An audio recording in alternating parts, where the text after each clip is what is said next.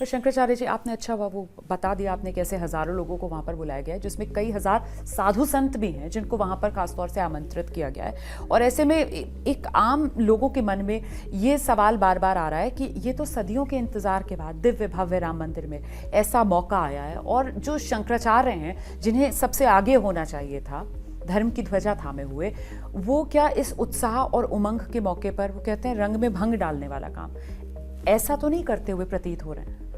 देखिए, बात यह है कि जब न्यायालय में लड़ाई चल रही थी राम जन्मभूमि की मुक्ति के लिए, प्राप्ति के लिए, कौन आगे था? शंकराचार्य आगे थे। शंकराचार्य जी पैरवी कर रहे थे, 250 से ज़्यादा प्रमाण रखे, ऐसी बहस की जिसके कारण आज विजय हुई है। मुकदमे के फैसले में लिखा गया, जब ये बात सुप्रीम कोर्ट में आई थी, आप लोगों ने अगर कवर किया हो या आपका जो लीगल रिपोर्टर हो उससे पूछिए कि जब ये पूछा गया कि मान लेते हैं कि अयोध्या राम की जन्मभूमि है, लेकिन वही जहाँ रामलला विराजमान है वही पिन पॉइंट राम जन्मभूमि है, ये कैसे? तो वो हमारी गवाही से सिद्ध हुआ, हमारे वकीलों ने बहस की। तो हम लोग तो जहाँ ज़रूरत थी वहाँ फ्रंट पर थे। अब जिस दिन फैसला आ गया कि ये राम जी की जन्मभूमि है, उसी दिन हमारा तो काम हो गया। वहाँ मंदिर बने, कितना बड़ा बने, कितने कौन बैठे, क्या चढ़ावा आए, कौन सी व्यवस्था हो, ये सब मायने नहीं रखता। हमारा काम तो उसी दिन हो गया जिस दिन ये निर्णय हो गया कि ये राम जी की जन्मभूमि है। वो हमने कराया, उसमें हम अग्रणी थे, नहीं थे तो बताएं।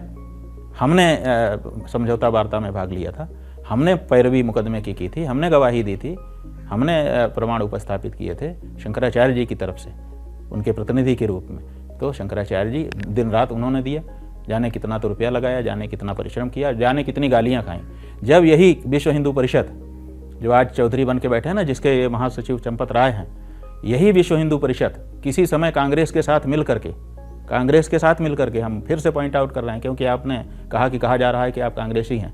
हम कांग्रेसी नहीं हैं, हमारे गुरुजी कांग्रेसी नहीं थे, कांग्रेसी ये लोग हैं, क्योंकि इन्होंने कांग्रेस से मिल करके, दाऊ दयाल खन्ना जो कांग्रेस का विधायक था उसको अपने विश्व हिंदू परिषद में शामिल कराया, फिर कांग्रेस पार्टी से बातचीत की, और जो जहाँ रामलला विराजमान है, आज जहाँ विराजमान होने जा रहे हैं, उस जगह से 192 फुट दूर शिलान्यास किया इन्होंने गड्ढा बना करके। बूटा सिंह उस समय का गृह मंत्री था कांग्रेस का, वो बैठा, दाऊ दयाल खन्ना बैठा, अशोक सिंघल बैठे, चंपत राय बैठे, और इन लोगों ने वहाँ पर शिलान्यास किया और वहीं पर मंदिर बनाने जा रहे थे। भला हो हमारे गुरु जी महाराज का, शंकराचार्य जी का, जिनको गाली दे रही है ना समझ हिंदू जनता, कि उन्होंने कहा कि नहीं 192 फुट दूर नहीं हो सकता, वही जगह है। और उसको पॉइंट आउट करने के लिए वो स्वयं निकले कि मैं 4 शिला लेकर के जा रहा हूँ, गर्भगृह में मैं शिलान्यास करूँगा। मुलायम सिंह ने उनको गिरफ्तार करके चुनार किले में जेल बना करके रखा, उन्होंने जेल की यातना सही, उन्होंने गालियाँ सही, लेकिन 192 फुट दूर नहीं होने दिया। अगर हो गया होता, जहाँ ये विश्व हिंदू परिषद के लोगों ने गड्ढा बना दिया था और वहाँ मंदिर बनाने जा रहे थे, अगर बना दिया होता तो आज हमको मुख्य जन्मभूमि मिलती। आज मिली है तो शंकराचार्य जी के कारण मिली हुई है, और आप उन शंकराचार्य जी को कांग्रेसी कह रहे हो, राजनीतिक लाभ लेना चाहते हो। शंकराचार्य जी कभी किसी पार्टी के नहीं हैं, एक अदना सा राजनेता, अदना कहना गलती हो गई, सामान्य सा राजनेता जो राजनीति में आकंठ निमग्न रहता है, जब वो राज्यपाल या राष्ट्रपति के पद पर चला जाता है तो आप कहते हैं अब राजनीति से आप ऊपर उठ गए, अब दलीय राजनीति में आप नहीं रह गए। और एक शंकराचार्य जो बचपन से राजनीति देखता नहीं, गा नहीं समझता है, धर्म में जीवन अपना बिताता है और धर्मशास्त्रों का अध्ययन करके अपने जीवन को कसौटी पे कस करके जब वो धर्म का निर्णय देता है, तो आप कहते हैं कि तो पार्टी बाजी हो रही है, इनका तो सोनिया माइनो से संबंध हो गया है।